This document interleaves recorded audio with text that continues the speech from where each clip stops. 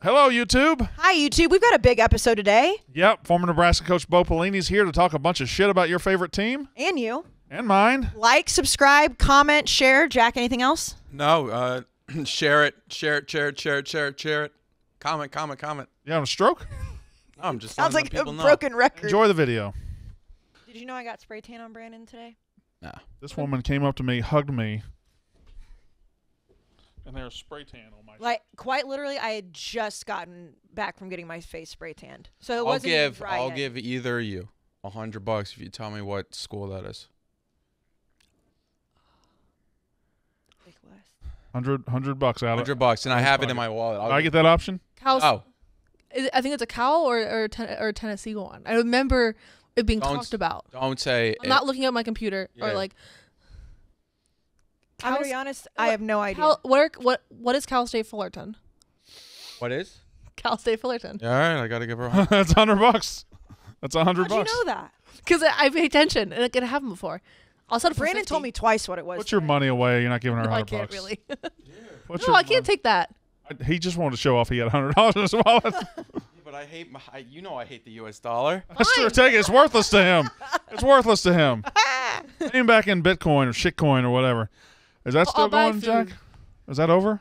Not over at all. Bitcoin? I mean, I'm a little worried about my Bitcoin. everything will be fine. It's smaller than it used to be. It is smaller than it used to be, but I That's what mean, she everything's said. smaller. Like it than went it from used you to to Za. Damn, that was a shot at Zoffrey. Well, Za's participating too much. He's laughing over there. No, I love when Zoff participates. Za's big pause. be. Yep. Can't say that. Okay, I thought. Yeah, you can. Oh, you can? Okay. All right, y'all ready to do it? Yeah. Hi, it's Unnecessary Roughness, Barstool's college football podcast, brought to you by High Noon. Well, it's because we used to do the Okay. drum roll. Brought to you by High Noon Hard Seltzer. That's the pool pack. I'm looking at the lime and the kiwi and the guava and The peach. 2 lime, 2 guava, 2 peach, and 2 kiwi. And don't forget the tall boys are out. Yes, and don't forget there's a new flavor out, lemon. I haven't I had it still yet. haven't tried it. I haven't had it Yes. either. Katie, how was it? I think it was good. I still think peach is the best. No, but you don't think peach. it was good. You know that it was great. It was phenomenal. Thank and you then very peach much, was phenomenal yes. +1. All these flavors are phenomenal. They're a phenomenal Now drink. you can get a tall Real boy. juice, real vodka, real people. Here's the show today. We've had a good rhythm recently with a bunch of shit talking, I think. Yeah. We brought a lot of people in. So we brought in Will Compton last week, Carl. They were both fantastic. The week, Well, and we had Chris and Riggs. yeah, the week before we had all manner of Barstool idiots coming through. Big T, a lot of people came in here. Travis for the boys. Today, though, we're talking shit. We got 50 minutes with former Nebraska coach Bo Pelini. Bo Pelini, folks. Bo Pelini was in the building, and let me tell you something. Oh, I know what you're about to say. A lot of coaches out there who aren't employed right now are careful about what they say. Not Bo Pelini. Oh, no, he did not give a shit. I thought you were going to say we thought we got big times by Bo Pelini. Well, we almost did. We were. I asked him to come in at 10 a.m. He got here at 10:17. I made him run 5 laps, and we got. There was a moment there because I was in. We thought we were getting stood up. Yes. and I was like, "Oh, he's not coming." Yeah, no, we around about 10:05, Brandon, we were sitting in here waiting, and Brandon was like, I don't think he's coming. And I was like, I figured that at 10:01. Yeah. He said at 9:59. He Because was also those guys, like, they're not late to things. No. Brandon said he assumed he'd be here at 9:15. Yeah. Yeah, I thought when I was going to get here, he was already going to be here. Yeah, well, Bo Pelini is on the show, and we talked NIL, we talked transfer portal, we talked best quarterback he's ever faced, we talked coaches who Faux were Pelini. good. We talked about faux Pelini. Yeah, we talked about all of it. 50 minutes coming up, so we're just gonna give you a little bit of college football news here at the top, and then enjoy our talk with Bo Pelini, who was, again, he held nothing back. I think he would hang out here all day. And you can go ahead and tell him. You don't want to spoil it, but go ahead and tell him your favorite part of the Bo Pelini interview. No, I think they should just wait. No, because I know it delights you. So let's give him. No. give him This one is thing, Casey. Spoilers. I want to give him this one thing off the bat. You tell him your favorite part of the interview. that he bodied you. When did he? I don't remember that. Body me over what? Cowbells. I hate the term bodied. He didn't body him. He I like just said they're annoying, and I think everyone knows they're No, annoying. we have to you have to listen to the interview. He definitely didn't body Brandon, but Hates the cowbells. I like saying that people body Brandon because Brandon usually does the bodying. I'm a Was he? bodier. I'm a bodier. I'll don't body. like Well, he the thinks term. I don't like Bodyer. bodyer. Body. Well, that sounds like body count. Body. I have a body count. Someone says I bodied. Yeah. No, it's definitely a term that's. Do we want to get rid of the phrase bodied? We want to Pause. pause. Let's go ahead and bury the phrase bodied right now. Yes, no more. We're never going to say bodied on the show anymore. That's not true. It'll definitely. Because I just bodied you on that argument. You see what I'm talking about? All right. Regardless, the Bo Pelini interview is great. I am so tired of talking Nick Saban and Jimbo Fisher and NIL. We're going to talk about it a little bit because it's still lingering as one of the biggest stories in college football. And I guess it happened the day after we recorded the podcast proper last week. I put something out very briefly. I put out a selfie video. You put out a selfie video. Like we put out our takes. But now a week later, in the wake of Jimbo and Saban kind of tearing college football apart at the seams, everything seems to have rested, but nothing's been settled. Like Saban apologized. Like, oh, sorry, I called you out for being dirty-ass cheaters. Weak. Then there's reporters pulling stuff from 2019 of Jimbo waiting an hour to talk with Nick after he beat Georgia in the national championship, and all these other quotes from Jimbo talking about Saban. But then there's other reports about how they always hated each other or something. I think The Athletic came out. I think it was Andy Staples came out with an article, probably with somebody else as well, like they did a co-authoring, and it was about how they always kind of hated each other. So it's not settled at all. I don't know if Jimbo hates Nick Saban or he just started to hate Nick Saban or they always hated each other. Who knows? I don't know when they started hating each other, but I know they hate each other now. And I think Saban hates Jimbo because Jimbo's playing Saban's game, and he's not used to anybody playing Saban's game, and he can't handle anybody playing Saban's game. And I still believe, and I know he can't legally say it, but I still believe the best course of action for Jimbo and Texas A&M would be to stand up on a mountain and say, yeah, we sure as hell did pay these guys. Damn right we did, and we'll pay the next ones too. That's what I think. I know we don't live in a world where you can do that, but don't tell me you didn't pay them because you're lying to me. And B, I don't have a problem if you paid them. That's my thing, and I did say this in the take that on the day that it happened. I don't care what coach it was or which school it was that went after Saban. I would have stood behind it. Obviously, I am biased because it was Jimbo Fisher. However, I don't give a fuck how much money these guys are being paid. It's legal now to do it. First of all, beforehand, it was Legal-ish. Well, legal-ish, but I do not care. Like, the whole point now is to give kids money for their name, image, and likeness, which should have been happening a long time ago. Yes, I know it's the Wild West. I don't care if they pay $500 million. Put the best guys on the field, have the best team, and win. Why are we all of a sudden caring how much money they spend? The distinction is you're not supposed to pay a high school player before he ever gets there. You're supposed to set up like these NIL guys for players once they're on campus, and you can't use it Didn't as Quinn an Ewers get it inducement, before? If you there's been inducements in college football forever, and Saban has. I mean, can I prove Saban's given out inducements? No. Can it pretty much be proven since the beginning of time? These guys have been getting it. Yes. So I don't know. This back and forth between those guys is a little tired. Although Jimbo saying some people think they're God, go dig into how God did his deal is pretty good. Saban does seem like he has a God complex here. Like rules for thee and rules for thee, not for me. Well, the Jimbo, I mean, granted, he was fired the fuck up because it was not even 24 hours later, but I think he said what a lot of coaches want to say in those situations and won't do it because it is Nick Saban. You don't want to go after Nick Saban. You don't want to have a fan base coming after you. My biggest problem was the Alabama fans. And again, I don't know if they actually went to Alabama or what. They were like, oh, prove that Nick Saban's paid a player. Like, are you fucking stupid? Are you stupid? Like, I think the proof is that he wins. The Alabama is a dynasty, and I don't care what school you're a fan of. If you think that your school has never paid a player under the table, let me go get no, Travi. Nah. Because doesn't he say that like they paid him in a We win? can do that another day. Right. We got enough here today. We don't. Does he say they don't pay players? Yes. Yeah, He pays him in rings. Says it pays him in rings and NFL and draft position. Fuck out of here. That's what he says. That's what he says. It's football, man. It makes us say stupid things. But I mean, it's just also common sense. I mean, have people like this isn't a new thing. This is not a secret. This has been going on long before any of us were born. I think it.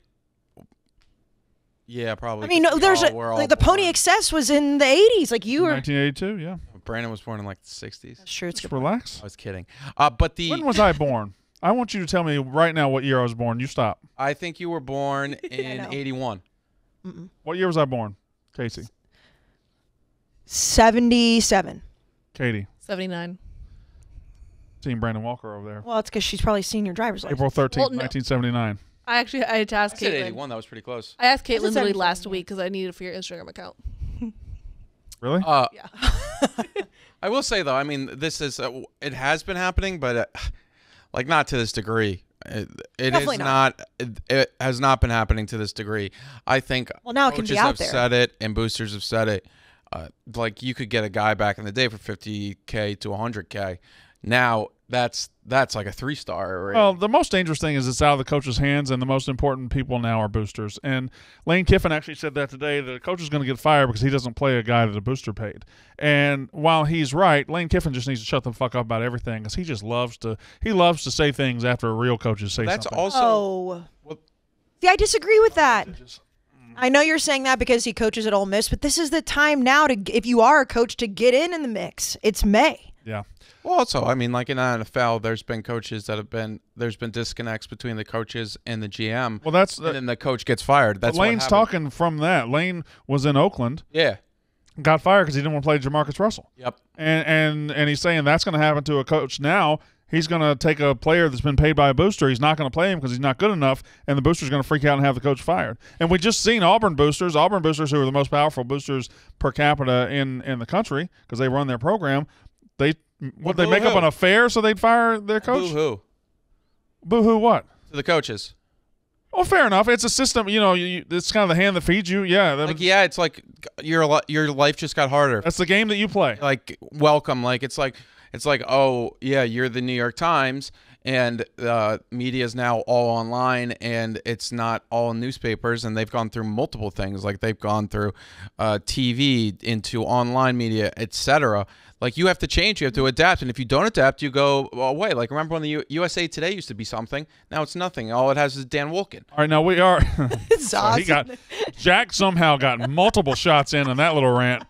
That was you were just with a ping pong paddle. No, that was. I just like these coaches. I think it finally just clicked in my mind. The reason that they are so concerned with this is their life just got It affects harder. them, yeah. Like, oh, sorry. Like, yeah, you have to do a lot now, and that stinks. But you get paid God knows how much money to do that. And if you don't like it, oh, okay, like Go play intramurals, brother. go play intramurals or go be on TV somewhere. You could do that. Lane would be paid millions of dollars to be on TV next year. Yeah.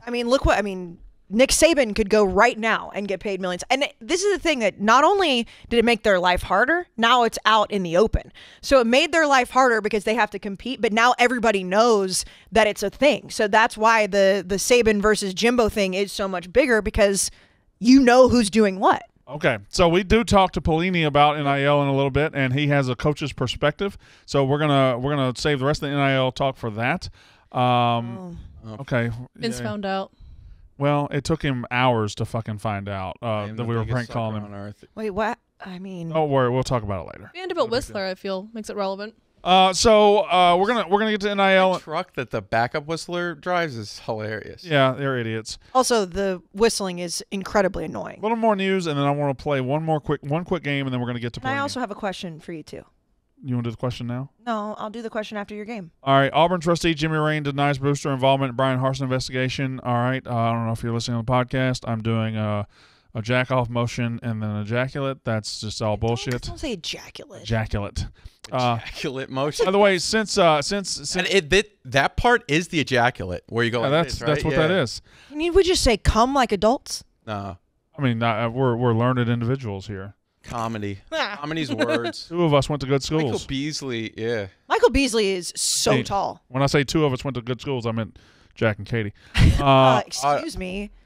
I mean, Yes. to be honest, Fordham is probably right there with Mississippi State. I had you going to UConn. I forgot. Yeah, I mean, Looks him up too. Did you? Who just said the NBA player was tall? hey, that was me. I mean, I know. Second pick in the NBA draft is No, tall. I know. And listen, he played A&M when he was at Kansas Also, State. Jerry's tiny. But this is when I realized His hands. This is when I really realized how. I mean, I know how tall Michael Beasley is, but when Pat, who is very tall, was having to fully extend to look up at him earlier on the rundown set, I was like, oh boy, like yes, of course I know he's tall. I've met him in person before too. It's just ridiculous to watch these people walk around our office. I mean, look at everybody. What a crew! Like, why does he need that big of a crew? That's what I was wondering. Where does he play now? Who knows? So we move. Jordan Addison, since last week, is now officially he went to USC. We all knew that was going to happen. They picked up 2 5-stars in the transfer portal and 7 4-stars. How are we starring guys in the transfer portal, by the way? Well, how are we starting guys? Based upon their performance. Yeah, but like, what makes a guy a 4-star? Like, how do you? I mean, what makes judge a guy a 5-star? Caleb Williams is a 5-star. He's amazing. Well, he was a 5-star from high school, but like, I'm not really talking about Williams and Addison, but like, how do you translate a 3 and a 4-star? I guess it's no different than high school. How do you make I was going to say, there? I actually, and again, preview big time star conversation with Bo Pelini.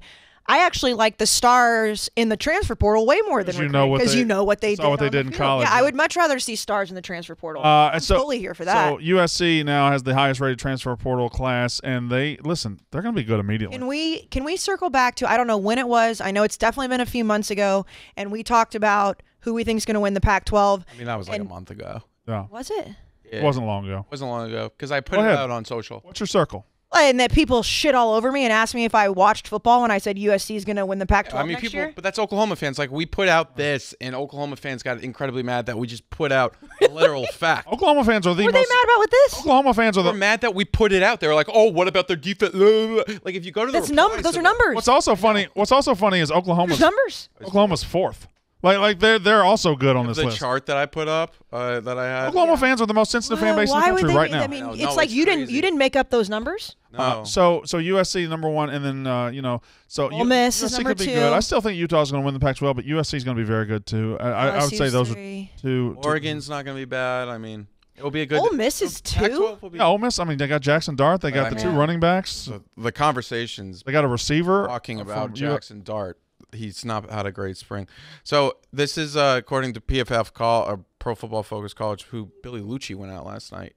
But this is their win share model, and USC picked up the most win shares in the transfer portal, while Oklahoma lost the most, which makes sense because Caleb Williams, they lost everybody. It is incredible to see how majority of them are all in that pack right there. And then just all the way at the top is USC, and then all the way to the right is OU, and then Pitt's right there, Georgia's right there. All right. People were mad about this, though. So let's keep it going here quickly. Lane Kiffin said something. Don't care. Anything else on the news? And then I want to do one activity. Georgia football, new $80 million renovations. Okay, that's about 4 recruits for them. So here we go. I'm just going to go through this real quick. That pool is sick. This is my activity. You ready? You ready? Yeah. I'm going to say the current week 1 line on the Barstool Sportsbook. I'm going to say the current week 1 line on the Barstool Sportsbook, and you and Jack are going to tell me which one you'd bet right now. What? Hi. You, Jack, and Katie are going to tell me which one right now. And I'm not going to do all of them. I'm just going to do some highlights. We're just against the spread. Right now, week 1 against the spread. Ohio State minus 14.5 against Notre Dame. Take it. Yeah. Ohio State in the points. Where's that game? Columbus. Yeah, Ohio State. New coach at Notre Dame. Ohio State, a lot to prove. I would say, and also the total's 58.5. I would go over that. And then I think Ohio State as well, but I don't like all 4 of us agreeing. Well, it's May. Mississippi State minus 15 against Memphis. Oh, Memphis plus 15. We're gonna beat the shit out of them from that cheating. I just wanted to say that to see how you would react. You lost to Memphis last year. No, we didn't. Well, that's not true. Well, you didn't, but you did not. Yeah, well, Nebraska didn't lose to Texas. That's right. That's good. We'll find that out in a minute. Let's see. Penn State minus 3.5 against Purdue. Penn State. I think Purdue. I think Penn State might not be very good. They're excited. Their fan base is excited. And it was one of the most pathetic tweets I got yesterday. It was like, you better watch out for Penn State. We got Sean Clifford back. And I'm thinking, okay. All right. People are ringing that bell? Yeah. West Virginia plus 6.5 against Pitt. West Virginia. I think that game's going to be so fun. I think West Virginia wins the game. I think West Virginia's going to win that game, but that game is – you talk about people that fucking hate each other. Eat shit, Pitt. Mm-hmm. Illinois plus 5.5 against Indiana. I'm riding with Bielema. I think Illinois wins that game. I think they weren't that bad towards the end of the year. Indiana was god-awful. TCU minus 8 against Colorado. Colorado lost a lot in transfer portal. TCU. Yeah, but TCU stinks. Yeah. Colorado lost like everybody in the Jarek Brassard. TCU. I don't think TCU is going to be that bad. I guess I'll take TCU. TCU's Deuce Vaughn and Skylar Thompson's finally gone too. Georgia minus 17.5 against Oregon. TCU? I think you're mixing them up with Kansas State. Yeah, purple. Georgia, TCU's Max Duggan. Georgia minus 17.5 against Oregon. I think it's in Atlanta. Yeah, it's Georgia. Georgia. I agree. I disagree. You think Oregon's going to keep? I don't think Georgia's going to. I think Georgia might. I'm working on this take. No. I'm working on this take, Jack. God. Oh no. I'm working on this. I think Georgia might lose 3 games this year. All right. And you think Oregon's going to be one of them? No, I don't. Oh, you're just saying it's going to be 17.5 points. Okay. But Georgia could lose to what? Bama, Tennessee, and well, they don't. I don't think they play Bama. But I'm working on the take. Just the relax. SEC title, they might. Regular season? Oh my God, who You? are they going to lose to? to you. They got Oregon, then they got Samford, they got South Carolina, and then they got Kent State, they got Missouri, they got Auburn at home, they got Vanderbilt, they got Florida and Brandon. Jacksonville, Tennessee, then they got Mississippi State, Kentucky. Well, no. Yeah, well, actually, I I thought you were going to maybe say Tennessee. At Lexington's not easy. What games are they losing? I don't know. I'm working on the take. Didn't I say I was working on the take? I didn't You say the already take was said finished. 3. I didn't say the take was finished. Well, what caused you to start thinking about that then? Yeah, that's a good point. 9 defensive starters lost. Don't they do that every year? yeah. No, they do not. They didn't Maybe do it at last 9, year. maybe 7. No, they didn't. They brought everybody back last year. That's why they were so good. The 9 defensive starters lost, and not just 9 defensive starters, but like the heart of their defense. They still got Keely Ringo. They still got great defensive linemen. Their offense, Pickens is gone. The other good receiver transferred to Alabama. Where's the offense coming from? They got Brock Bowers, great tight end, phenomenal tight end. Stetson Bennett's okay. I'm just saying. I'm working on the take. Katie, will you scroll up again on that? I'm working on the please? take. Yeah, once I'm just looking at returning production. Guys, can I work on the take? Yeah, you can work on the take, but I want to go back to the schedule when she gets a chance. I know she's looking. I don't see them in returning production. Where are they? They're 89th in returning production. 59%. That's not great. I want to see what they were last year. Not a They would have been very high last year. They had everybody coming back. Can you scroll up to the very beginning, please? returning production's good, but They not got- or- great. they Okay, got all right. That's Oregon? 1-0. Stanford 2-0. South Carolina 3-0. Kent State 4-0. What about working on the take? Do y'all not understand? I'm just going through it for my sake. I'm not saying for you. I'm going through it for my sake. 5-0 Missouri, 6-0 Auburn, 7-0 Vandy, 8-0 Florida, even though that's probably one of the hardest games on their schedule. Yeah, I mean they're going 12-0. I mean, what? Can I just What's sit their here and teams? say? I'll say maybe Can I one. say something to 11-1. you? Can I say 11-1. something to you? Can I say something to you? Of course you can. You would have sat here and probably did sit here, and I was probably right with you, and looked at Clemson's schedule last year and said the exact same thing. You are correct. That's all. However, Clemson had not won the national title the year before. Also, They team were in it. They were right there. Yeah. team totals are out on our They weren't sports in it, books. but they were in the playoffs. Another episode, we should do that. We're gonna do team totals. We've got the summer for that. I'm just You're right. I mean, you're not. previewing a take. I'm okay with it. That's what the off season's for. It's talking season. Who told you that last March they were gonna win the national title? You did. Yeah, and then you also did Oklahoma. Yeah, well, you have to have 2 teams. That's the rule. Oh, never mind. Cincinnati plus 6.5 against Arkansas. Cincinnati. Arkansas. I think Arkansas too. Arkansas. I hate that. I don't want to say it, but Arkansas. These are all week 1. And Louisiana Tech, Missouri, UL Monroe Tech. Georgia Bulldogs totaled 11.5. So you're I'm going under that. They lose I one mean, yeah, game. they would have I think they lose a game. unders minus 265. Oh Jesus! Then why don't they bring that down a little? Yeah, that's crazy. Yeah, I might slide that if I can slide that. I guess there's not. I'm not. What are the week 0 games this year? On against Utah State. Nebraska against Northwestern in, What's that in line? like Dublin or something. Yeah, in Oh, Dublin. that's right, in Dublin. We talked about that with Will. But what's that line right now? UCLA in probably Parsons? has Nebraska is minus 12.5, and I think they're going to kill them. I would take Nebraska. Why are we playing in Dublin? They've always they had one scheduled for I don't know. the year before. Nebraska was supposed to play against Illinois in Dublin, but then it got canceled due to COVID. Can you Why? move that? Can you go back to? Why? I want to see the screen. Is there like a reason? Can everybody, Jackie, I don't know. I guess international. can everybody tell me who's playing Florida State? I always like to see people. Kane. Oh, sorry.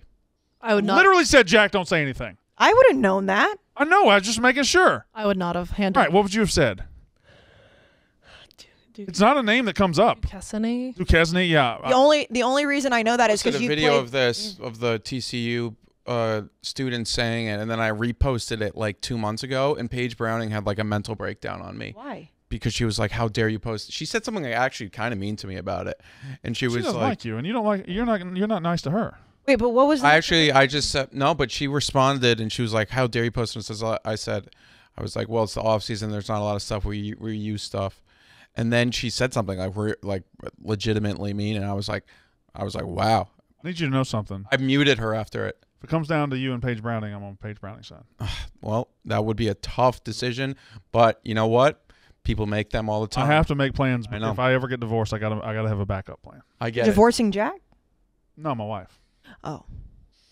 Oh, Paige is your backup. Paige is my backup right now. Paige Browning. Yeah. I thought you were talking about Paige UTEP, Browning. North Texas. She's my Steve Young to my wife, Joe Montana. New Mexico State was so bad last year. God, UConn. Vanderbilt, Hawaii. Yeah, I said UConn, Utah State. The spread.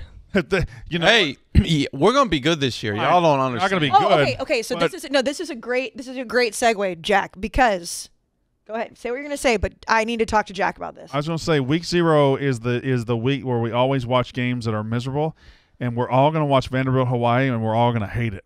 Yeah, but we're gonna bet heavy. We're going to hate it. UConn, Utah Okay. State's gonna be awesome. So Jack, this actually goes right into what I was going to ask you guys. So last week I did something for the Barstool Fund with Rico to help with some firefighter charity, Sure. and these 3 guys came in, and one guy was wearing an A&M polo, which in Staten Island, I didn't expect to see that. Yep. Come to find out, they're unnecessary roughness listeners, and you know what their first question to me was?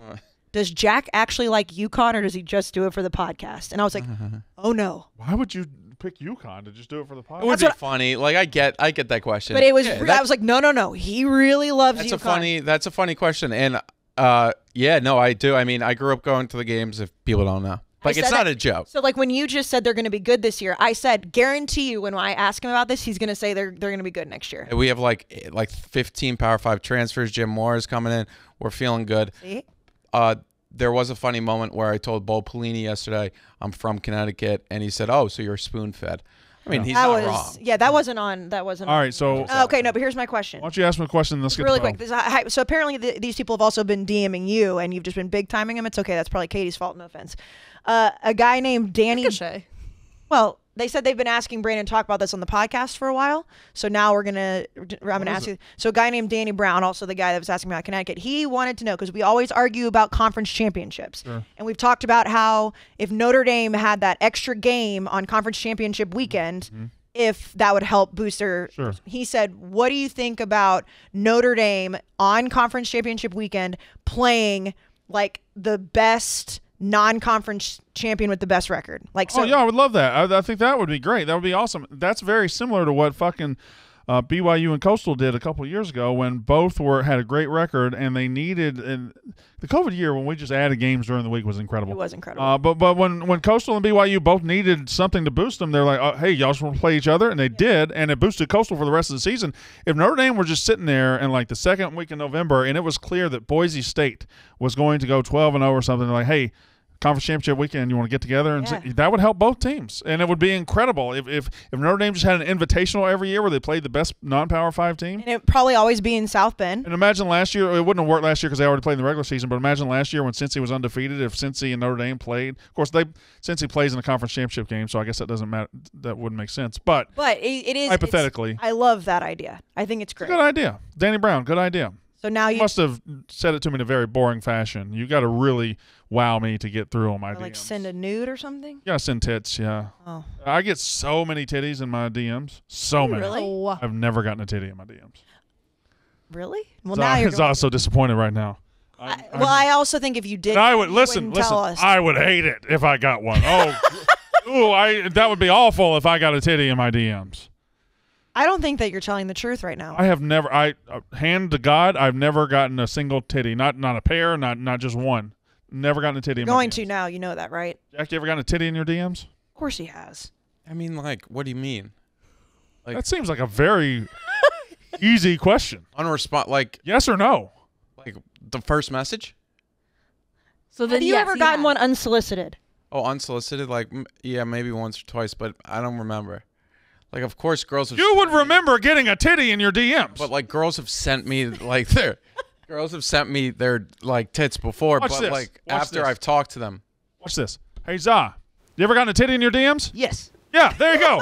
He remembers exactly. I don't remember exactly. I mean, it's this. Must not have been that good. I've never gotten a titty. I mean, there's still. But here's the thing: is they're still boobs. Like it's like How did we get to this? I've gotten dick pics that are not good dicks, but they're still dick pics. Sorry about that. Yeah. What? I was drunk. Ew. God. Hey, I know we have Bo Pelini now, and we need to wrap this up because it's a different. Yeah. As we talk about dick pics, that was weird. You know what was this week is, and we didn't do it. Hate week. It's hate week. Yeah. We fucked up hate week this You know, year. it's funny. We'll do hate week next week. I was talking about that with somebody else last week. How I was like, wait a second, hate week's May, and May's over next week, but we can push it back. This would have been hate the week. third annual hate week. We can move hate week to next week. Yeah, I mean, fuck Let's that go. guy June anyways. ain't got nothing going on. We'll move hate week. Well, no, if anybody remembers from 2 years ago, hate week turned out to be a hate week for myself personally, and I got really drunk on the podcast. Remember? I need a couple. I can't just go into hate week Unhated? I gotta have a runway. I gotta build up my hate. Well, is next week hate week?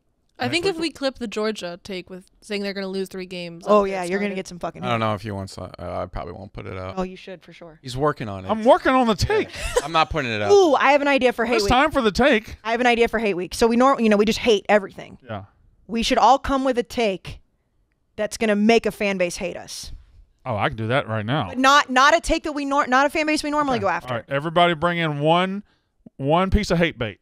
Hate bait. Ooh, look at And that. also, that's a good thing for the Roughnecks. Don't you do a tweet? We haven't done Hate one of those bait. in a while. All right. Oh yeah, hate week. Let's Hate get week's to- next week. Let's get to this, Coach. Yeah, let's go to Bo Pelini. All right. That's going to be it for us. As soon as this Pelini interview's over, the show's over. So let's go right now. Former Nebraska coach Bo Pelini. All right. So we are here. Hi, Casey. Hi, Brandon. We are here with former defensive coordinator, former Nebraska coach Bo Pelini. Coach Pelini, thank you for joining us. Good to have you. So I appreciate you having me. One question before we get started. Uh-oh. It's a major question. How big of a scrub was Will Compton? Oh yeah, he wasn't very good, but Agreed. I had to help overcome all his deficiencies with my coaching. No, Will was a great guy to have. Great player. Brandon is upset with Will right now because Will bodied him on the podcast. No, Will last didn't week. body Yeah, me on the he made you podcast. cry. Will was on the podcast, and And he we made him talked cry. football, and he talked about playing for you, and he talked about the day he earned his black shirt, stuff like that. But ultimately, he's Will's an idiot, and I hate him. See? Yeah, I knew there was a personal vendetta. The somewhere fact in that you there. won so many games at Nebraska with guys like Will Compton says a lot about you. No doubt. So I just got to ask, as somebody who's been in the game for a long time, and right now you're kind of outside looking in, what's it like for you to watch these coaches absolutely sniping each other over this NIL stuff?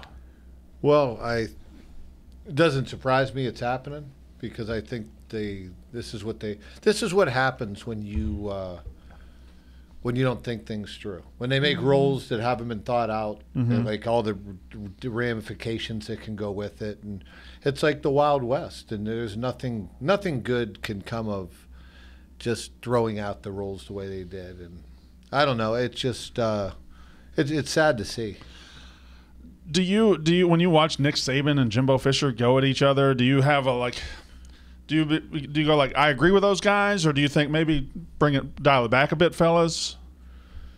Well, I didn't see the context of how Nick said what he said, but my whole thought is I don't know if he was trying to go at Jimbo. I think Jimbo took offense to it, but I don't know if he was trying to go at him. I think he was just trying to make a point of this is the NIL, Yeah. and if we're gonna keep losing recruits if we don't embrace the rules the way Texas A&M did. Do you think it would have been anybody in that position as long as Alabama didn't have that #1 class? Like it could have been any school that he would have made that comment about? Because it did feel like Jimbo and Coach Saban were very personally against each other, or at least from Jimbo Fisher's standpoint.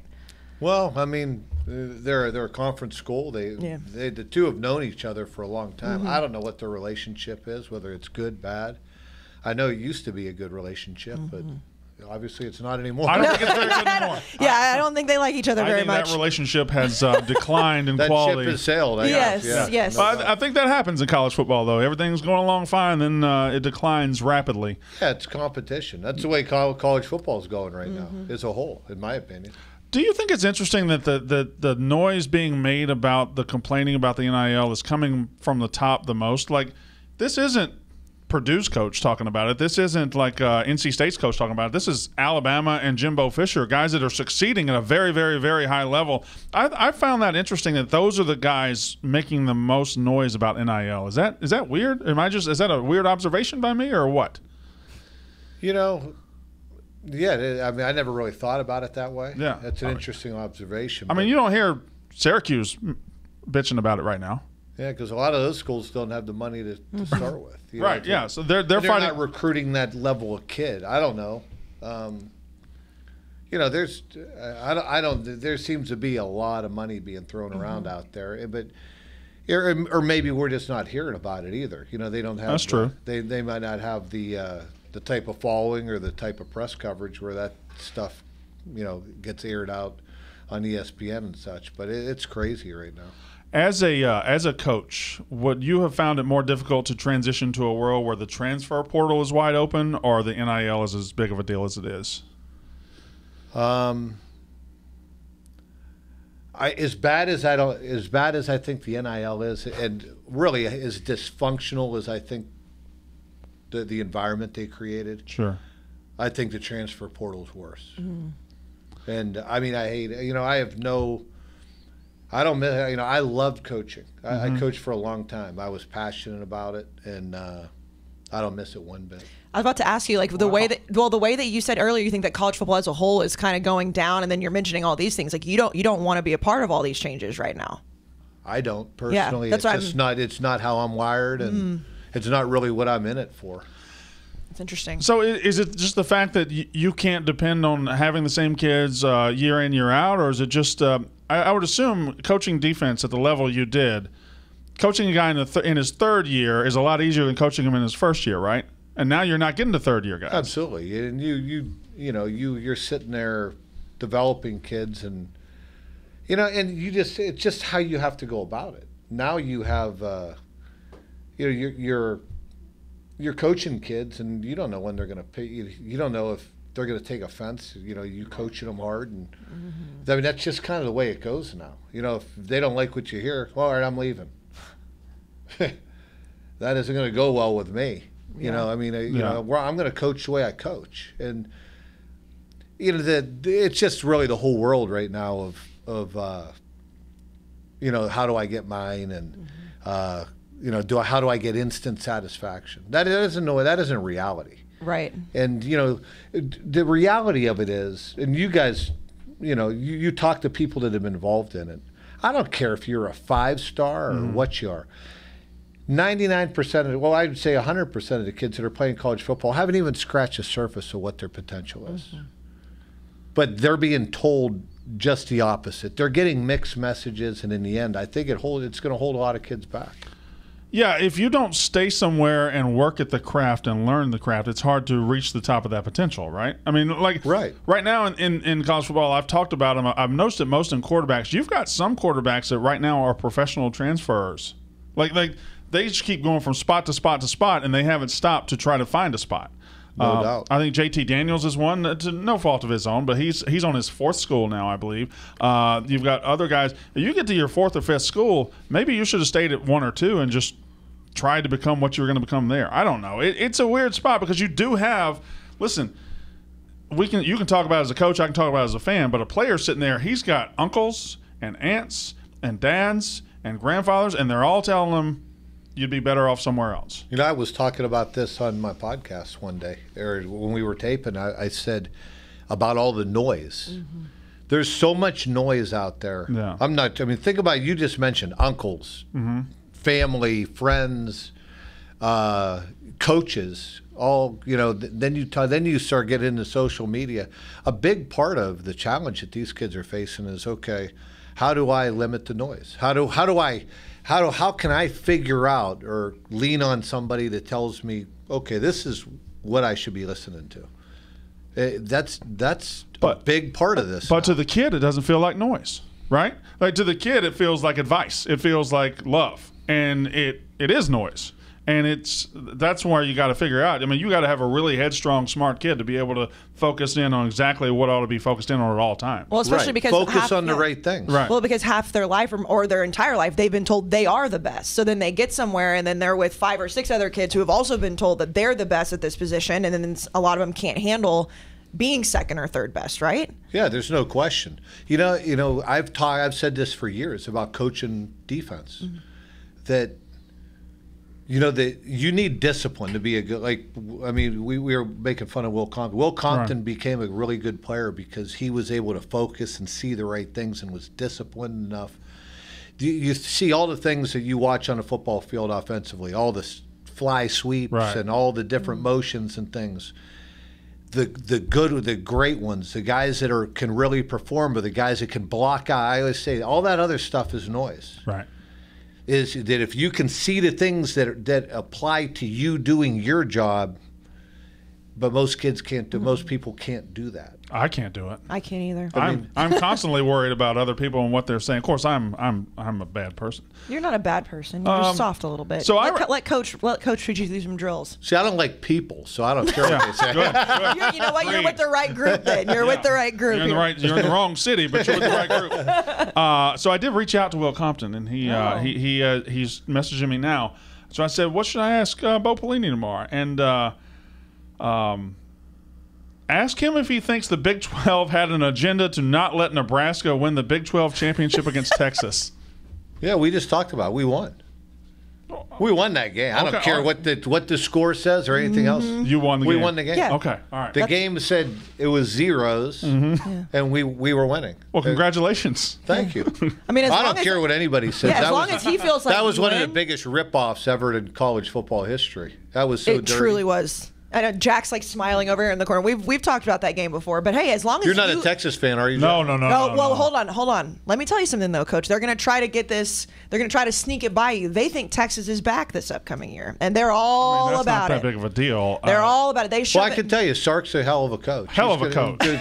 But they stunk last year. Thank you. Stunk bad. Lost Thank to you. Kansas. So why do you think they're going to Thank be you. so good this year? They do the horns up and everything. I'm just letting him know because I know you're going to try to. I'm going to tell him. I know you're going to try to downplay it because you don't want him to body you too. It wouldn't surprise me because I like Sark. I like. I'm sure he's going to do a good job. I think I don't know that you can judge in 2022 a guy based on his first year. They sucked last year. Fine, he went 5-7. First year, I feel like you can throw that away as a coach. It's your second year where you really start to show, are you a good coach for this program or not?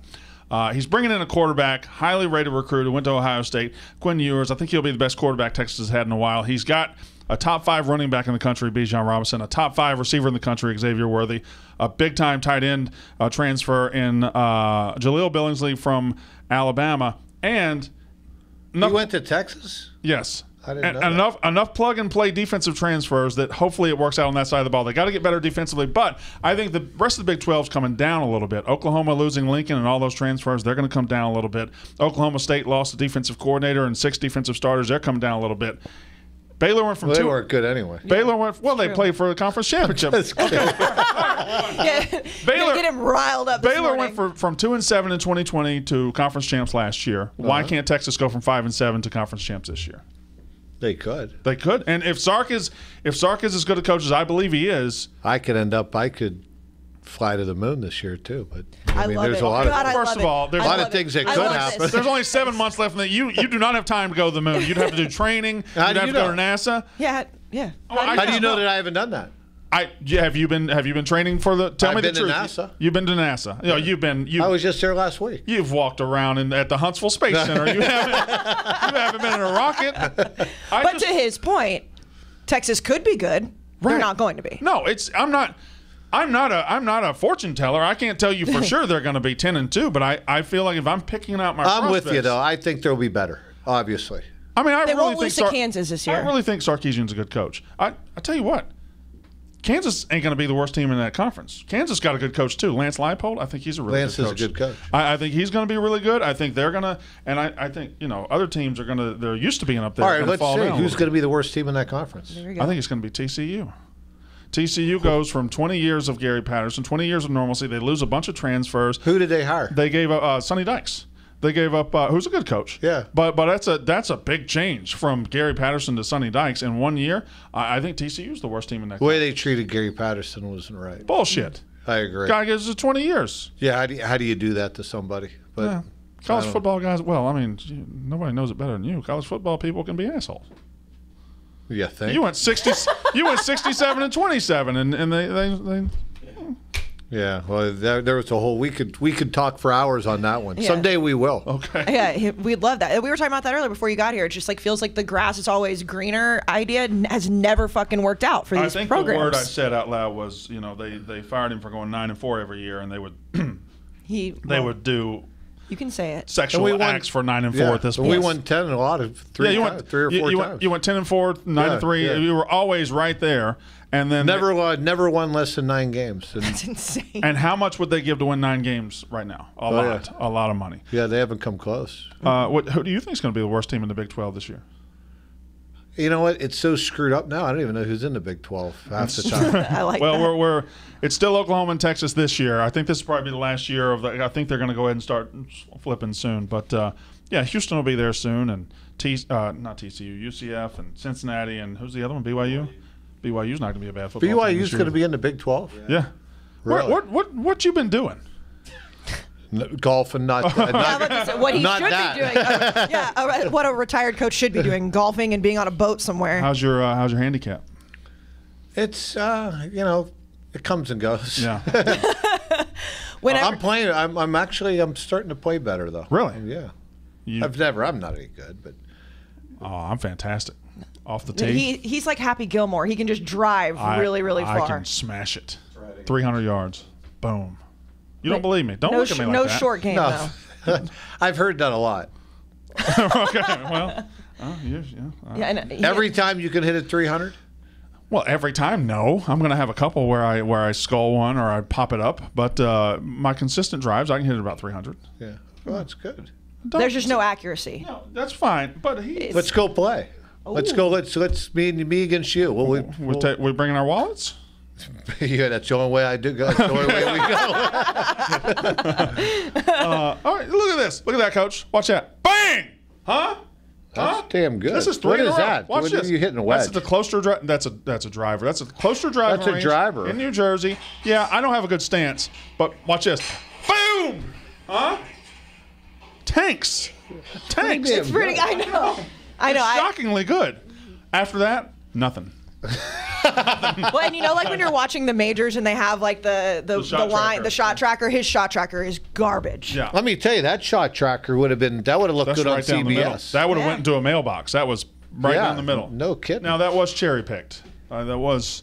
I went back last What week. did you hit? About 60 shots to get those two? The blister just healed up. But I took my kids back Saturday, and I was like, all right, I'm gonna do it again.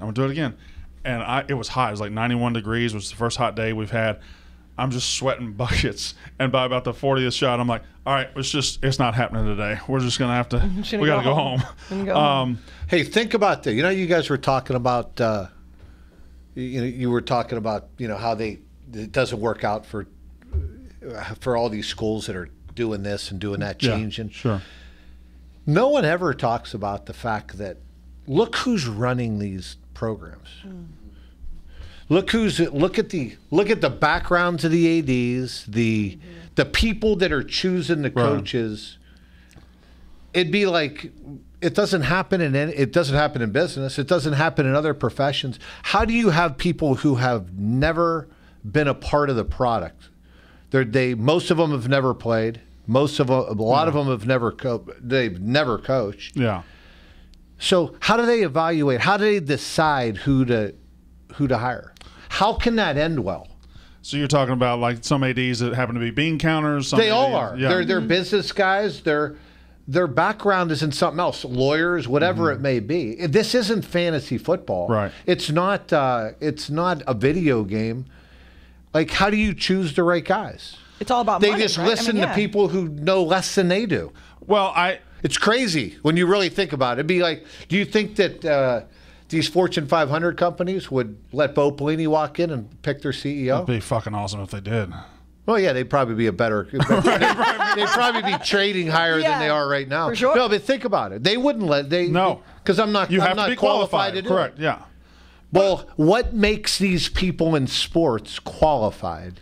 I think when they have no idea about the end product. They know what they want, but there's a way to get there. I think it's really crazy when you really. That's why, in my opinion, that's why you just have millions and millions of dollars wasted. Yeah, wasted being paid out to people who aren't there anymore because they hired either the right person or the wrong person, whatever it may be, for reasons. They didn't have any reasons behind why they did it in the first place. Wasn't there $500 million of dead money last year? Yeah, being paid out. $500 million of just dead money with coaches because they were just being paid out. It's crazy. That's insane. And everyone talks about the price of higher education. There you go. And some schools are still paying out multiple buyouts. I think Tennessee's one that's still paying out multiple buyouts of coaches. You bring them in 2 years, doesn't work, pay them a buyout. And it just keeps going, and you're in buyout hell for the rest of your. Well, the chancellor who was at Nebraska when I was there the first time, and he ended up being there when I left the second time, he's a complete moron. He's a lawyer. And he'd been there forever. He went through three. I mean, his responsibility was in the tens of millions of dollars, and I bet they still pay him to this day at Nebraska. But no one ever held the guy accountable. You're outspoken against it. There's a lot of coaches out there that are running D1 football programs that are dealing with the exact same thing of guys over their head that don't know what they're doing that aren't able to say anything, right? No doubt. I mean, I wasn't able to say something for the years I was there, but I knew what the deal was. Yeah, but towards the end, y'all were going back and forth with each other pretty good, like, right? Y'all were saying shit back and forth. No, not till really it was over. Okay. But now you can say whatever. We got to update your Wikipedia then. Oh. You got to update his Wikipedia. Speaking of social media. Why? What do you mean? Yeah. No, it's fine. It's fine. Don't worry about it. Well, what's on his Wikipedia? Will told me one more thing. He said you've got a real good Deion Sanders story when he was in the league watching film. That's what Will Compton said about you. You have a real good Deion Sanders. Deion Sanders is a coworker of ours. He works at Barstool. Makes a lot more money than either of us. That's fact. Deion Sanders. Well, he was there. I was with him for a year when I was when he was with the Niners. The year I was at the Niners. Oh, you? Yeah. Okay. We crossed, but he's. That was when he was at the peak. You know, I think a lot of people. I mean, obviously, Deion was ridiculously talented.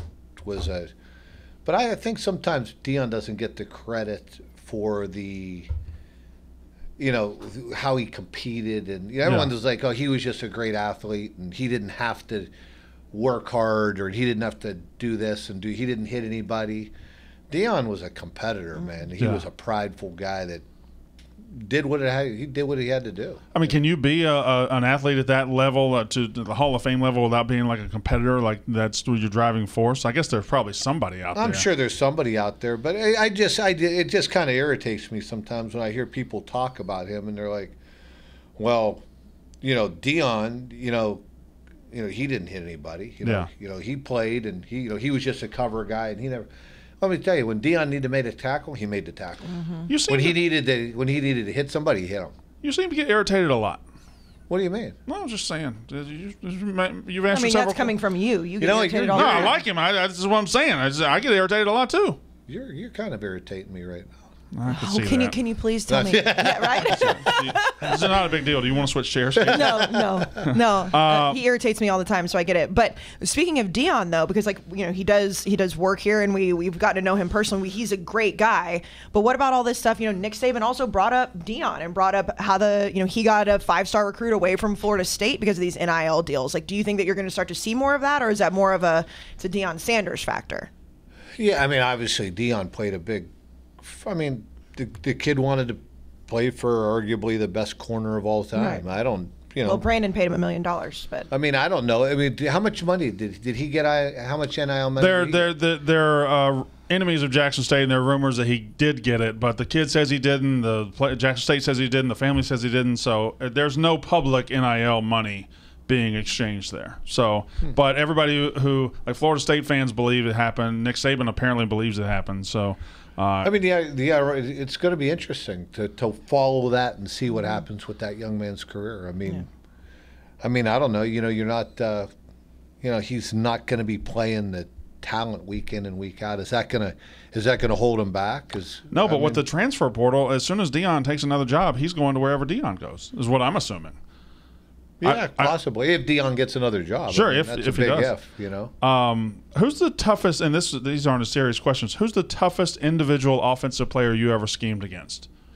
Who's the offensive player that kept you up and like, oh wow, this is going to be tough, and then maybe it worked or it didn't? I don't know. But who's the toughest guy you ever prepared for?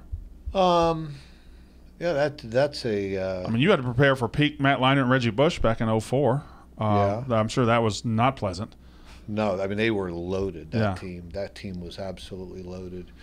Tebow wasn't easy to, because you know, I mean, as a college player, I thought they did a great job. I mean, here a guy was 240, whatever, 235. Yeah, could throw, run. He had great players around him. You know, he was like having obviously another running back, and he could do it all. Right. You know, and they used him the right way. I mean, he was like the one of the first, you know, dual threat guys. Yes. And they also had incredible wide receiver talent running around wide open, so he could hit them. Yeah, it was crazy. I mean, it was like you had to play. I mean, it was like you had a lot of They created a lot of one-on-one matchups, because if you didn't have respect for how they were going to run, they just ran. They were running a two-back offense with him as a running back when they wanted to run the ball. Well, that's Dan Mullen's offensive genius. He loves Dan Mullen. I know that you obviously as a coach probably don't hear as much of the noise on the outside, but we like to talk about annoying fan bases. Which fan base annoyed you the most when you were a coach? Oh, there's a long list. Probably Mississippi State. Okay. Oh, No. there it is. I can go get the cowbell. It's at my desk. No, please. No, I got to please tell you, don't. the cowbell, that about put me over. You want to talk about annoying? That Yes. is Let's go, coach. annoying. No, it's not annoying. It's tradition. It's annoying. Oh, no, it's a great. I have no problem with them doing it, but that is annoying. You got to admit. And No, I don't have to admit it. It's you a do. beautiful I told sound. him, I said, no matter who Do you it think is, that's a beautiful sound? That's a beautiful sound. It's a gives you a 60,000 headache. cowbells going loud. It gives you a headache. Listen, well, if you're Now, let me 60, tell you, I played there a number of times. I don't think I've ever seen 60,000 people in that stadium. Very Okay. true. Well, have you been there since 2014 when they expanded to 62,500 capacity? When we were number one, and in 2014 against Auburn and Texas A&M, we had it full, and it was 62.5. 62.5. You were number one? for a week. Okay, Coach. The So, first. Well, no, I'm asking. What do you mean? Well, yes, of course Mississippi State was number one. 5 weeks. 5 weeks in 2014. I've got to go fact check that. 5 glorious weeks. Dak Prescott. Dak Yeah. Prescott. They were the first number one team ever. in the You college- they were number one for 5 weeks. 5 weeks. The first ever college football playoff ranking, Mississippi State was number one team in the country. for 1 week. No, 5 weeks. It was 5 Then who weeks. did they lose to? Alabama. We went to Tuscaloosa. You were number one in Hold the on. college. I gotta vent right now. We were number one, and we went to Tuscaloosa. We were 9-0. Played Alabama, and you know how refs are, and 90 to 100,000 toothless Alabama fans, and we fell behind 19-0. Ended up losing 25-19, but it's just we didn't come out ready to play that day. Number one in the country. Went to the Orange Bowl that year. So Alabama's fans are toothless? Oh, he hates Alabama too. Well, there's Alabama fans that went to Alabama, and then most of their fan base has no idea where Tuscaloosa is. You know I'm telling the truth. You don't have to say it. I'll say it. Again, no personal vendettas over here at all. Also, can we just pause? Because she's enjoying you going to Mississippi State. I was just No, it's fine. kidding. It's fine. No, do you don't know Do you know who she's a fan of? Let me guess. First, tell me what conference. They're in the SEC now. They used to be in the Big 12. They used to be in the Big 12. Mm-hmm. You talking about Texas A&M? I did. I went to Texas A&M, graduated Johnny's year. Those nut grabbing. They do not grab each other's nuts. I didn't say. I just What said nut year did you grabbing. graduate? 2012. She did. Well, yes, I did. In 2012. What year was the rip-off game? Was that 2012? You're talking about against Texas, though. That one was her. But when we played A&M at A&M, and I want to say it was like 20-2, and we were going like a whole year. We were a whole year of leaving the conference. You think they did us any favors? Well, that's fine. Go back and look at that game. Go watch that game. A&M's first season in the SEC was 2012. I'm not going to go back and watch Texas A&M Nebraska. 2010. What was the score of that game? Okay, seemed like he was prepared. 12. It was like 12-10 or so. 9-6. Yeah. You anything to say about A&M fans? We're obnoxious. No, I tell you that stadium rocks. I got to tell you Thank that. you. Okay. Thank you. It does. And it's over 100, by the way. It is over 100. It's fine. I had Well, it's a lot louder because it's not. It's more than cowbells. You have a mic. It is. It's more than cowbells. You hear that? Well, I don't want to. Mississippi State played at Kyle Bo Field last year. Pelini's sideline demeanor needs to change. It doesn't bother me all that much that he was shown tossing several F-bombs in the direction of Taylor Martinez. What bothers me is I believe he loses control of his ability to effectively coach his team. CornNation.com. Who? CornNation.com. Coordination. Oh, in Nebraska. Okay. Yeah. It's okay to throw some F-bombs around? Okay. Yeah. I went to bed that night. Yeah. After that game, thinking that the discussion was going to be how bad that we got screwed in that game. Oh. I woke up the next day and they were upset because they said that I was yelling at because I yelled at my quarterback on TV. And your brother broke a camera that day? No, that was a total lie. I mean, I remember that storyline. I never believed it either. It was Texas. That reported it. Fake news, I guess. Fuck you, Billy Lucci. I disassociate from that story.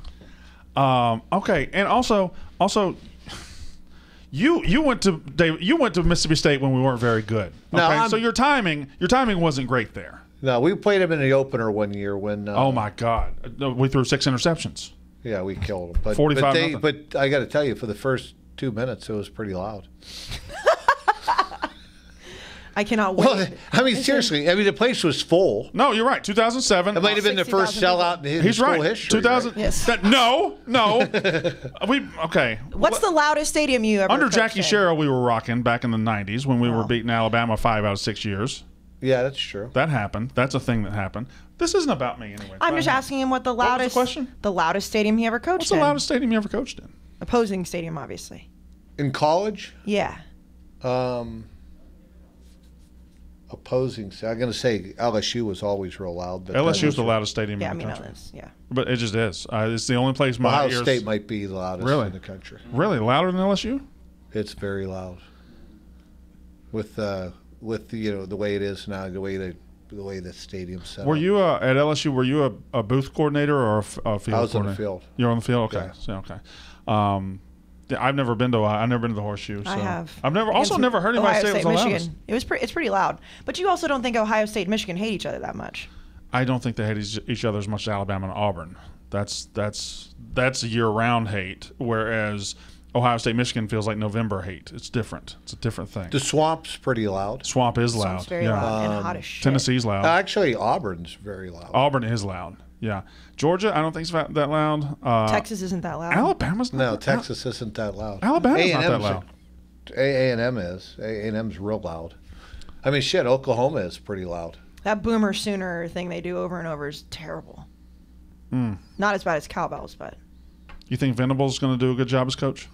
Yeah, he's a good coach. He'll do a good He's job. been defensive coordinator for a lot of years, and now this is his first shot at a major place. So it's interesting to watch them this year because, you got Lincoln going to USC. You think Lincoln can resurrect USC? I think it's going to be – I think Brent, it's – the hard thing for Brent is it's going to be – the world's going to change here real quick. Yeah.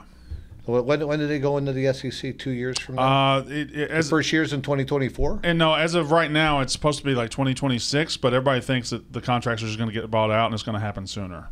We don't really have any evidence to that. Those 4 schools you mentioned are going to the Big 12 next year. Yeah, so we think when that happens, they'll go ahead and make it happen real quick. So the world will change. I mean, he won't be the big dog in a small pond anymore. Not just that, but I went through that. The recruiting base changes. There's a lot of things that go on. Now, one thing that will help them is the fact that their big rival Texas is going with them, so they won't lose that. Where we lost a lot of that. But what do you think of recruiting rankings? It's No, can we not ask about everything Brandon Walker's ever said? No. Well, it's a good question to ask a coach. Okay. Fair And enough. I'm like on the your star side about it. system? Yeah. It's a complete farce. Complete farce. Complete farce. I knew. No, you can't do this. I agree with you. I've always agreed with you. It's bullshit. It's guys that I don't agree with you this year because A&M has the #1 class. it's guys that have the most, that whoever has the highest reader base, they're gonna get their guys propped up, and that's why Texas has a top 5 class every year, and they can't have a winning fucking football season. Yeah, that about right? Yeah, I mean, what I'd like to know, like I know as of a couple years ago, I can't remember what year it was. There was a study that when they took all the different guys, all the guys playing in the NFL, and they averaged out like what their star rating was coming out of high school and I want to say that there wasn't a position group that was like above like a 2.5. Really? Yeah. You're really helping Brandon's argument here. There's a reason for that because there's not as many five stars as there are 3 stars, so it's like kind of. This is a huge argument that we have on this podcast. This is below what? Why do you think it's good? Yeah, you like the star system? Yeah, I think it's the greatest thing that's ever. Like, it's the best thing in college football. It's not college football. It's not. It's high school. That's high school football. The predictive measures of it. Want to hear a true story though? Yeah, tell me. Yeah. So I was recruiting a kid when I was at LSU. This was around 2006 or 7. Okay. And I'm recruiting a kid, and I'm sending my linebacker coach in, and he's getting ready to walk into a school. And I'm watching this kid who's like a 5-star. He's ranked as one of the top 10 or 15 players in the country. And I'm watching the film, and he's getting ready to walk into school. He goes, "Coach, what do you want me to do?" And I said, "God, I'm not seeing it." So I said, "Give me some game tape of him." I was watching the highlights, watched another highlight, watched a couple game tapes. Didn't like the kid. And I said, he goes, "Well, I'm getting ready to walk into school. What do you want me to do?" I said, don't offer him. I said, "But there's 2 kids there." I said, a number, I still remember the numbers, but I don't want to say it because people will figure out who I'm talking about. But I said, if this kid and this kid, if they looked apart, talk to the coach, offer them. Neither of them had a star to their name. And by the time, so we didn't offer the 5-star. The other 2 kids, actually, we offered them. They committed, and they both played for us on a national championship game. Both played in the NFL for multiple years. The other kid didn't make it. So you're saying you're smarter than the star system? No, I'm just saying that. No, that's correct. Things get below. Yeah, whatever. I don't. Sometimes they're right. A lot of times they're wrong. But you don't hear about the ones where they're wrong. Well, that kid, those 2 guys who had no stars in front of their name, all of a sudden became public that LSU offered them, and one was a 3-star and one was a 4-star before the end of the day. Mm-hmm. That's how it happens too. It's bullshit. I mean, this is Bo Pelini. This isn't just me you're arguing against. Yeah, well, we could argue all day. I mean, it's 2006. You'll lose. Yeah, bitch. I mean, Take that, Jack. I would. There's more.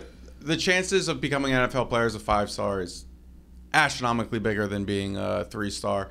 The best. Say that. teams, Whoa, say that again. Say it slower. What did you just say? What'd you say? Becoming an NFL player as a 5-star is astronomically higher. Becoming an NFL player than a 3-star. It's like 1 in 200 compared to like 1 in 10,000, and we could go on and on with those stats. But then there's also stories. Is that true? I think you just made that up. I think he's right. Do you want me to fire? I'll fire him though. I mean, it's not a big deal. And then I don't like national championship. That team that you probably coach, or the LSU team that won the national championship, and this has gone back to 2000 when recruiting services really were good or started to get good. There's never been a team that's won the national championship with less 4 and 5 stars than not on scholarship. So every team's had more than 50% 4 and 5 stars on scholarship. National championship winning teams. Mm-hmm. I'll fire him. I'm not buying that. No, I mean, you coached. I didn't. I watched the games. You coached them. So those are stats, though. You wanted me to make him run a lap? Yeah, please. Go. Jack, go run a lap. Knock down. Jack, go run a lap. I'm not a big fan of the star system. We aren't either. He and I are. I feel like until they play for the school that they're going to and actually make a difference in that uniform, I don't care about it. Like, that just doesn't. I'm sorry. And I say the same thing about the NIL. Like people say, "Oh, you're against them getting paid." I'm not. But like I'm against them getting paid before they've put on a helmet. Well, we talk about before they've done anything. I mean, Texas, Quinn Ewers, they love Quinn Ewers. He took $1 million from Ohio State and never. He couldn't play there. Nobody cares. Nobody cares that they're getting paid. No, nobody. What? You guys didn't even react to that. I said he couldn't play at Ohio State, so he left. Well, no, he reclassified. He just went. That was a money grab. I don't think he ever planned to play for Ohio State. He went and spent his high school senior year in Columbus, Ohio, doing car commercials for $1.2 million a year. And eventually he could. Like right now, you don't think he ever planned on playing there? Well, I don't know what his mind was saying. C.J. Stroud was. Well, right now he couldn't play there. He wouldn't play there this year. But once C.J. Stroud would be gone next year, he could have been the starter in his sophomore season. But the fact that we're having juniors in high school leaving for their senior year taking $1 million, great player. Yeah, might be, but suck. He might not. Yeah, right. might suck. He took all that money. I got a question. This is strictly defense, and we'll start wrapping up soon, so you can get out of here. In your time as defensive coordinator, we went through a moment where what you wanted was back in the Big 12, you had your Graham Harrells, you had your Colt McCoys, you had your pure passing quarterbacks that really had a moment. And then it felt like we transitioned. What you really want is the big-time dual threat guy. You want your Lamar Jackson. You want your RG3. You want those guys. Now I feel like we're in a moment, and tell me if I'm wrong, with the Bryce Young and with the C.J. Stroud, these are pass-first guys that can run if they have to. I don't think Bryce Young's a true dual threat. He's a pass-first guy. So is C.J. Stroud. He's a pass-first guy. But if you make them run, they'll run, and they'll hurt you. Do you think we've kind of evolved into where that's the preferred quarterback, the guy whose primary skill is throwing, but he's athletic enough to run if he has to? Or am I overgeneralizing because of a couple guys? No, I mean, I don't know if it's evolution. I think it really comes down to what kind of, the good coaches and good offensive coordinators, good programs. They take what a kid's skill set is, and they do a good job of allowing that to happen.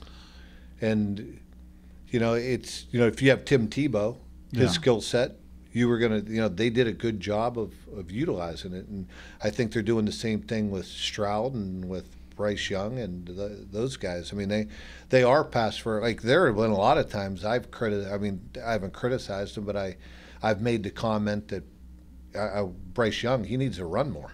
Yeah, he does. There are times that if he runs, I mean, he's but maybe he's being told that. And when he does run, he's very good at it. Oh yeah. But who are the coaches that you hold up in your mind as the top offensive coaches in college football right now? Right now, I think Jason Day does a hell of a job. Really?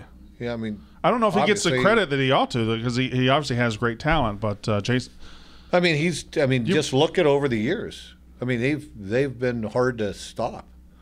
Ryan Day. Or I'm sorry. Jason Day's a golfer. What did I say, Jason Day? Jason Day's a golfer. PGA Championship. I knew who you were talking about, but I was trying to work out who Jason Day was. I wonder why you look. I was like sitting there. Yeah, Ryan Day. I think he does a hell of a job. I think that.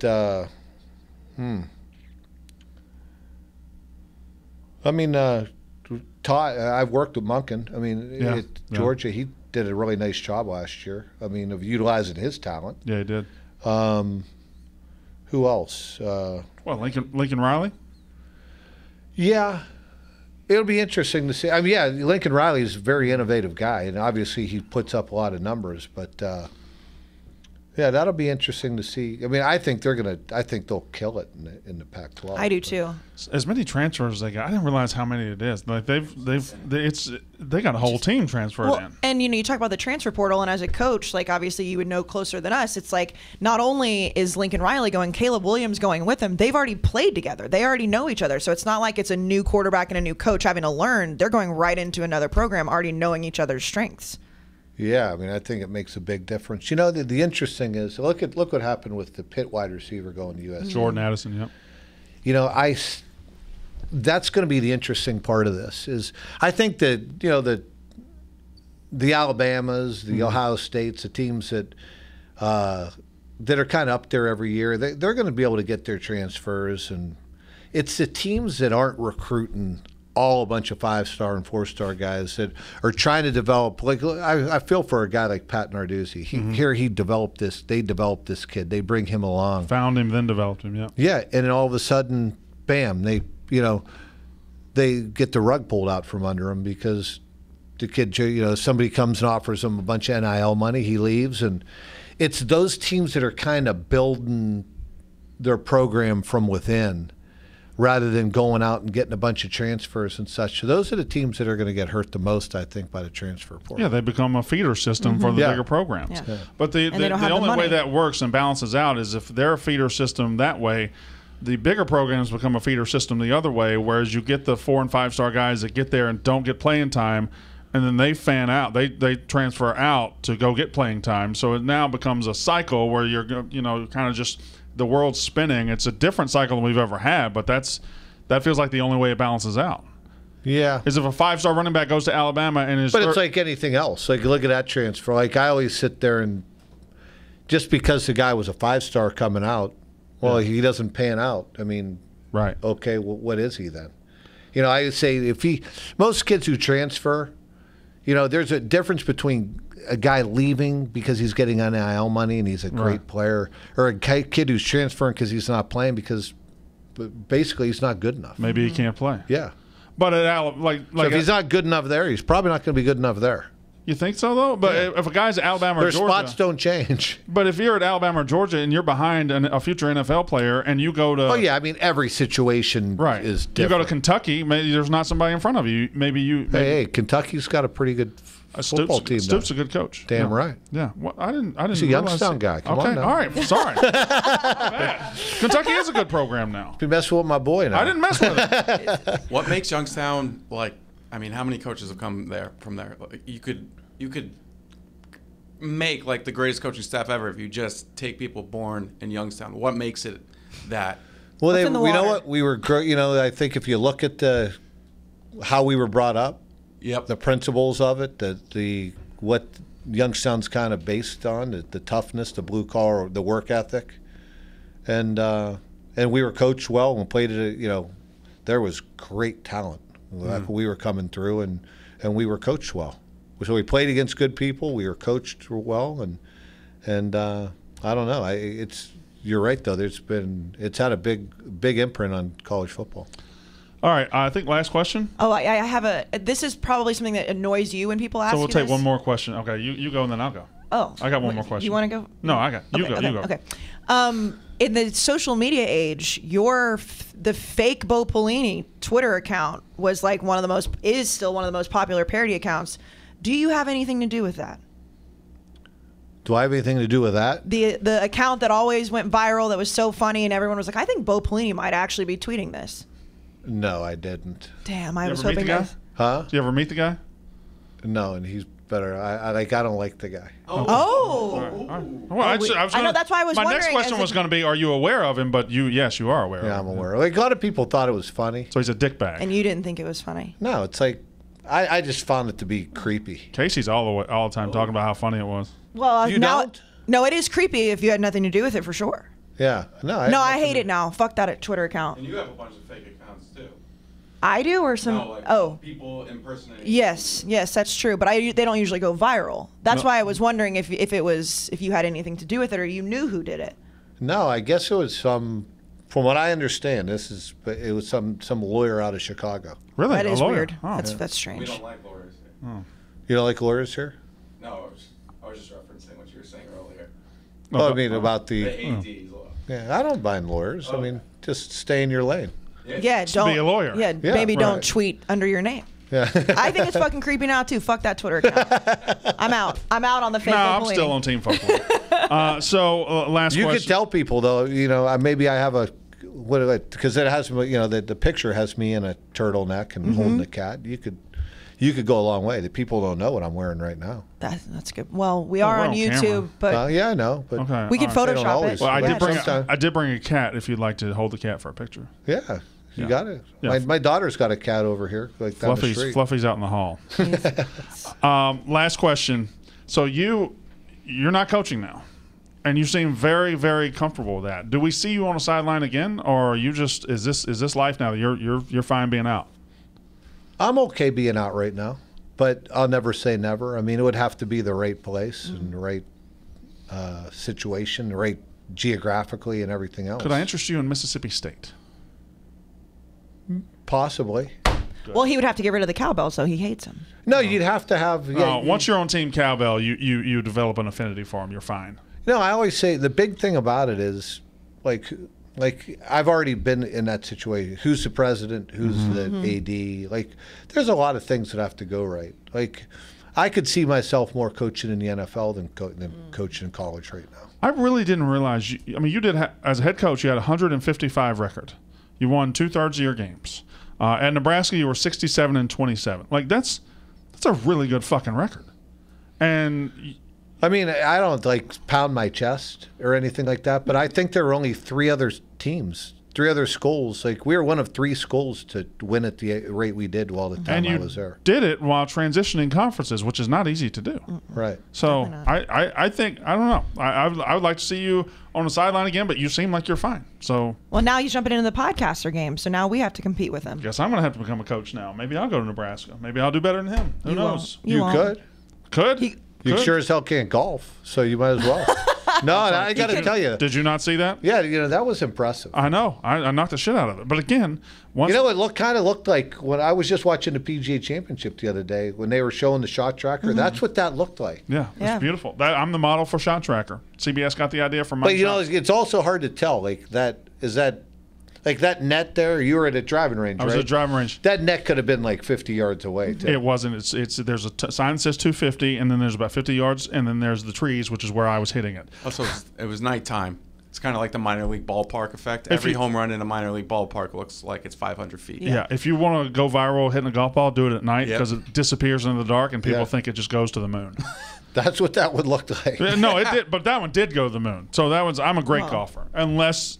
I can give you, if we're in a scramble, I can give you 18 good shots. That one went to the moon. I might be able to pick it up. When he gets up there, yeah. Remember we talked about that. Yeah, he's going to the moon, and Texas is winning a national championship. I still don't think he's going to the moon by the end of the year. I mean, I can't believe you're throwing out that Texas is going to be the national champion. I didn't say that. You said back, and what does? No. She's lying now. You said competing for a national title. No, because Texas will win the Big 12 this year. Is my take. They also lost to Nebraska in 2009.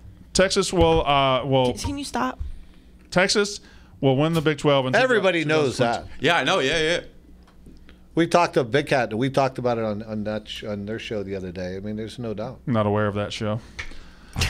All right, Coach. Thank you very much. Thanks, for coming. By the way, when I said we won that game, and I could see him like he was doing a mental. He was so confused. He was like, I don't know, like, am I like thinking of a different game? And I said, right. No, you did. Zeros were on the clock. You did. So right now, well, you're not a Texas fan either. I'm definitely You're not. obviously an Aggie. Yes. 2009, Nebraska beat Texas. Congratulations, Cornhusker fans. Thank you. Hey, what about? So tell me, what did you think of Jimbo's comments? I liked it because I think that you're obviously big A&M idiot. person. Yeah. Oh, I'm not an idiot. First of all, I do think that Coach Saban, I think he was more, and I think Dion actually came out and said it, that it was more like Saban was kind of talking to his own guys, like, hey, let's go spend some more money. Yeah. But I liked that Jimbo did it because everybody kind of dances around whenever Saban says stuff because he is the greatest coach of all time. We know that. And Jimbo took it personally, but he said, I think, what a lot of people want to say, like, well, let's look into your fucking past, Nick. Like, why are you throwing stones at us? I liked it. I also like drama, though. I'm a big. Did they play this year? Oh yeah. Oh yeah. October 8th. In Tuscaloosa. Ooh. Yeah. So probably not a good idea for Jimbo. Yeah, no, it's gonna be. That's a little scary. And it's revenge for Bama because they lost last year. A&M beat them last year. I liked it, but again, I like when coaches actually say what they're thinking. Like I worked, in the sidelines for a little bit, and this is coach speak, right? It's like, how'd your backup quarterback do? And then they have to tell you the boring X and O's questions. I would rather just. Well, I can tell you, I've never spoken the coach speak thing. I don't. Yeah, that got me a lot of trouble over the years. But I like that. That's the thing. It's like whenever people like freak out when coaches say what they're actually thinking on the sidelines. Like as somebody who's on the other side of that, that's what I want because that's what people are talking about. Who'd you almost get fired that time? Manny Diaz. Yeah, Manny Diaz. Yeah. You almost got Manny Diaz. Well, why? Well, because at Mississippi State, when he was the defensive coordinator, Dan Mullen threatened to fire him on the sidelines, and he was like, "If you don't fucking do your job, I'm gonna fucking fire you." So they sent it down to me on the sideline. I edited it, I censored it, and I said Dan Mullen just threatened to fire Manny Diaz on the sidelines, and Manny Diaz did not like that very much. So he called up my boss at ESPN and said, "I don't want her to be at Mississippi State anymore." You ever been threatened to be fired on the sidelines? No. You ever threatened to fire somebody on the sidelines? No, but I wasn't a guy I wasn't one of those I'm going to fire you. I swear, I never told anybody I was going to fire. Okay. Them. You ever? Okay. I wasn't I guess my last question was: have you ever fired somebody on the sidelines? No. Mentally, you Would have been cool. Yeah, have you mentally Would have been fired cool if somebody? you had though. No, because I always looked at it. I had a totally different view of it. We were in it together. I mean, there were times I'd yell at my coaches. Sometimes they'd yell back at me, but I always knew it was part of competition. Got it. Yeah, and then the sideline reporter just happens to hear it and wants to do her job. I'm just saying, I didn't do anything wrong. I think the whole thing of coaches, like, I'm firing this guy or I'm doing, like, even when they do fire people, Yeah. it's, I don't know. I think some of it's bullshit. It's covering their own ass. It's like, Definitely. well, where's your culpability in it? Is it just because that guy called that play? Where were you? Right. You're the head coach. You're the one responsible for it. Fire, It's just fire easy yourself. to throw somebody else under the bus. It is. That drives me crazy in the coaching profession because I think it happens too much. It happened to you 2 years ago. Well, yeah. I mean, but that was I got to tell you, that was a weird. That whole year was COVID crazy. year and all that. Yeah, COVID, and there was a lot of shit that went on there that Doesn't surprise I us. don't blame anybody for it. And Yeah. I definitely don't take all the blame for it. It was just a crazy situation. Last question. Part 10. I don't know if you've heard. I'm a Mississippi State fan. You think Mike Leach is going to win a national title at Mississippi State this year? What's that? I'm sorry. The mic must not be. Do you think Mike Leach is going to win the national championship at Mississippi State this year? No. SEC championship? No. SEC West? No. 8 games? Yes. Hell yeah. All right. That's what All you'll right. settle for. All right. I don't know. Are they going to be good this year? I don't know. Well, he Mike thinks- Leach is a good coach. We're going He to be thinks okay. Will Rogers is going to win the Heisman. We're going to their be quarterback. okay. Will Rogers. That's the quarterback. He thinks that he's going to win the Heisman. Their quarterback's name is Will Rogers. Rogers. Yeah, it's not that big of a deal. Yes, I Do you understand. have a brother, Roy? Okay. You want to shout out your podcast real quick? Get people listening? Yeah, well, you guys. Yeah, we have Beyond the Playbook is starting here in the next, either later this week or next week, and Beyond the it's my Playbook. son and I that we're. I didn't know that. Yeah. We'll share it on our socials once Yeah. it comes out. Yeah, we'll give you a bunch of publicity. No, I appreciate that. That'd be. We're gonna have we're having a lot of fun with it, and it's gonna be. It's gonna be good. It's gonna start out with a little Youngstown flavor, and then it's gonna move on. It's gonna be. You gonna talk I shit think about people? You better believe it. Good. Fuck yes. That's the kind of stuff we like. We love it. All right, Bo Pelini, Beyond the Playbook podcast coming very soon. I assume you can get it wherever you get podcasts with him and his son. That's an interesting wrinkle. That's awesome. Good for you guys. So that's Bo Pelini. We're going to finish the show right now. Unnecessary Roughness. Thanks, Coach.